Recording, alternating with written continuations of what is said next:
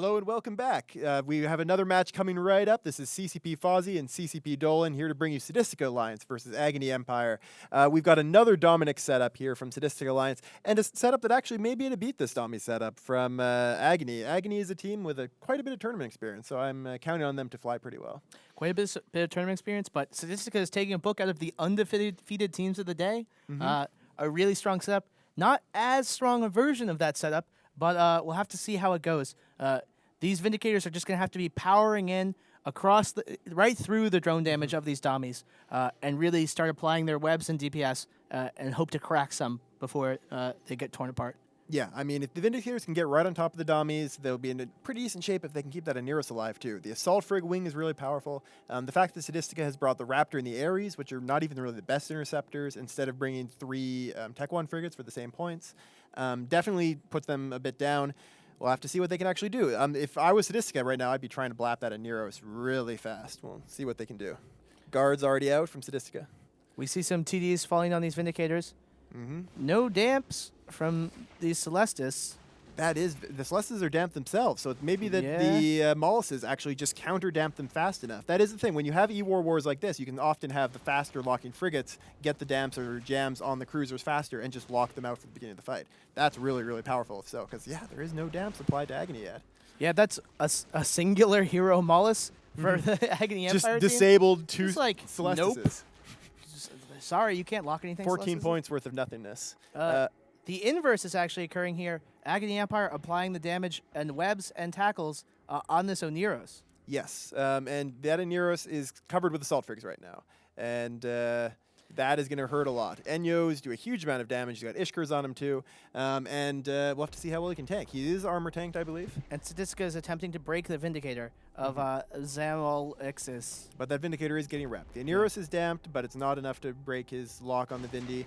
If those Vindys can get on top of their targets, right now the Vindys appear to be going after the Logi, going after the Aneros, which isn't working very well. They're not fast enough to get there really in time. They're still a ways away. Well, the Oneros is caught right now. Unless he gets uncaught, these Vindicators will eventually catch up. They're both scrammed, but they just have to kill the things that are scramming them, which is not particularly hard for a Vindicator with like a 90% web. Yeah, the 90% web means that they should be able to take down these Raptor and Ares pretty well, although they are actually tanking decently. The reps are being applied to them, but that Aneros is going down. I think these Assault Frigs are what's going to swing this fight for Agony. They're going to be the ones that kill the Aneros pretty much by themselves, and then once the Aneros is down, that Raptor and Ares will go right down right afterwards. Unlike most blankets, a blanket of Assault Frigates is not warm or comfortable in any way. No, a blanket of Enyos is fiery. Well, it's warm. It's it's fiery death. Warm with pure plasma. Yes.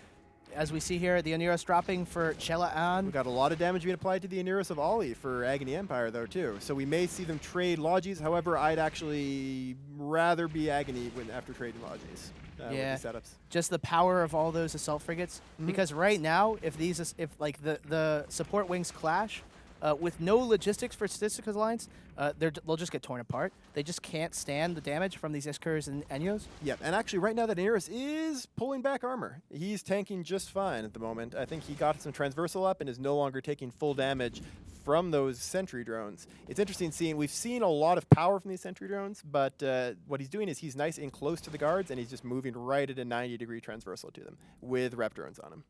As an Ares falls, Celathan's Ares falls, now a tackle on the Celestis. As they start clearing stuff out, they can just actually leave these dummies for last.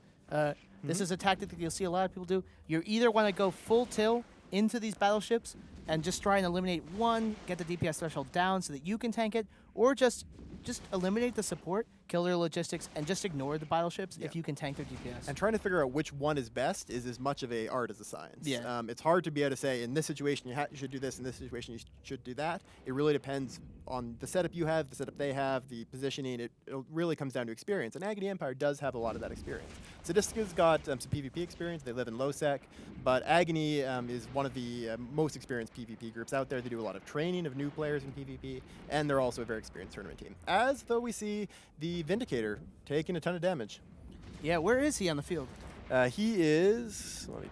Is he just trapped in between? Is he just completely capped out? He's right up close to the guards, but he is up close to the dummies, so he's going to be applying a bunch of damage as well. but just taking a ton at the same time. Yeah, his tank is just getting torn apart by these dummies. And he's not, there you go, some reps just came on. So the Nearest was damped out. He was receiving reps the whole time, though. I think he might be capped Okay. out with his hardeners turned off. I'm seeing still hardener effects on him. It's just a lot of damage. Like, Yeah. as we saw from the Hydra guys, as we saw from the Verge guys, we've seen a lot of really, really high DPS Dominic setups, and this is one of them.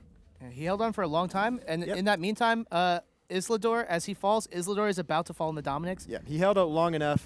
This is, I think, convincingly in Agony's place. Even though the Dominix has the big tracking bonus to drones, hitting Enyos and Ishkurs is not an easy thing at all for sentry drones. So they'll probably have to drop warriors to do that, which is going to reduce their DPS a lot. Killing those frigs is something that's really hard to do without the Raptor in the areas. Really, they didn't have a great frig killing setup in the first place. Yeah, absolutely. And even if this other Vindicator falls, there's still the Oneros and the Damnation on the field. Going to be hard to kill the Oneros, hard to kill all the assault frigates. They'll still have a 3-point lead. Yes. Yeah. So they can just walk away from these dummies at this point. But I don't think they're going to. I think they're going to try and kill everything on the field. Nope. Celestis dropping here to assault frigates, I think. So that Vindy and the Enyos and the Ishkurs are all focusing on the one Dominix, the Dominix of Joker, and he's going to go down pretty quickly, I think. We'll have to see as he gets into his armor buffer now, but he is being hit very hard by that Vindy. Yeah, exactly. And to be fair, like my MVP of the match, I'm just going to say right now, is Gregal in that Mollis. That Mollis Yes. immediately shutting down the two He Celestis. completely knocked out the Celestis. Is gigantic. Sorry, two cruisers, as the Celestis falls. And is still alive now, throwing damps on the Damnation just because. I mean, you might as well. Doing it on the Dominix isn't going to make a difference because they can just assign drones to other people. So he's just annoying the Damnation. Perhaps he's one step ahead of them in predicting the assign to the Damnation. Yes. Yeah. That's always possible. Or the Damnation is the FC and he's hoping he can't broadcast. A great way to really annoy FCs is damp them down so they can't actually broadcast. That is the secret. So we see here completely stabilized for Agony Empire as they progress to clean up through this. Yeah. So we were talking before about what can beat the Dominic setup, and I don't think this was the best Dominic setup by any means, and it was a team that doesn't have a ton of tournament experience. So it could have been optimized a bit more, it could have possibly been flown a bit better, but it is still a Dominic setup that is respectable. This isn't a terrible team by any means. And we have seen something that was able to beat it. And Assault Frigs, Vindicators, this is a setup that was very popular, a type of setup that was very popular last year. The 10th Alliance tournament had tons of these Vindicator Assault Wing setups, and they did really well. And it looks like Agony was confident in it, and the confidence paid off. Yeah, exactly. For those of you just tuning in, maybe not tried Eve Online before, you can actually go down, link below, try it out for 30 days. If you're completely sold at this point, yeah, I love Eve Online, this game looks great, you can actually go to Steam, and for about another 20 hours, you can get a free month of Eve first month of Eve Online. Well, it's not free. It's $5. Well, you can get if you pay $5, it's free. You just pay for the starter pack, and then the month just comes for free as well. You get it's a very $5 cheap first deal. month. Yeah. It's a really great way to Plus start your game. Steam cards. Yeah. So for those of you that are hopelessly addicted to collecting Steam cards like I am, you want to get this just so you can get those and then trade them. And some people are making lots of money off of this. I don't know. Steam has just monetized monetization. They basically it's like, hey guys, if you pay us money, we'll let you pay us more money. And it works. That's well. I'm addicted to it. I'm addicted to other things, but we're not going to talk about that on air. So we have actually, as this match wraps up, we have one of the matches that has, I think, potentially the best odds for one team and the worst odds for another team coming up. Pandemic Legions versus Synthetic Systems. So that's going to be our penultimate match of the day. Yes. Only 2 more matches remaining as we finish up day 1 of Alliance Tournament 11. Yep. You've gotten to see every team. Single team. Yeah. Every team on the first day. And then every team tomorrow as well. Every team tomorrow, and some of those teams never again. Yep. So what's going to happen is today we have every single team facing off, and then tomorrow, once again, all of them. But at that point, 16 of them are going to get knocked out. And those teams are going to have to bring out their very best stuff. They might bring out their flagships. They might bring out their most expensive setup, the secret stuff they've been holding behind. Because at that point, every single match is your potentially last match. Yeah. It's do or die. And as we see here, Dominix is just showing their tank as they slowly are ground through. As it takes like a real ship to just have a Vindicator sit on it for like 5 minutes and just be like, yeah, I'm just about to die.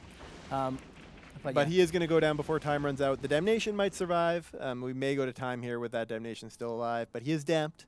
So the Mollis, Hero Mollis, is doing his part.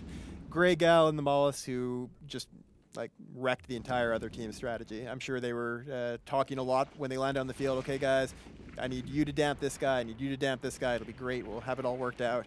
And then none of it happened. So now that we have a little bit of free time, we have about 30 seconds. Match of the day. Ooh. We still have 2 more, so this might not be completely accurate, but match of the day. I think I have to say the previous match was, or the Obsidian Front Initiative 2 matches ago was going to be near the top there. So close. The Frigate and Structure to tie it up. That's definitely up there. The big Brutix Navy issue versus like Hurricane Navy issue one, I think, was awesome as well. The Brawling one, it was Heretic versus whoever beat them. And that No Holds Barred, that was another really good match. Very, very violent, very fun. Yeah, exactly. As we go to time here, we're going to wrap it up for you guys. We've got 2 more matches left. The very next match, Pandemic Legion versus Synthetic Systems. We'll see you back in just a couple minutes.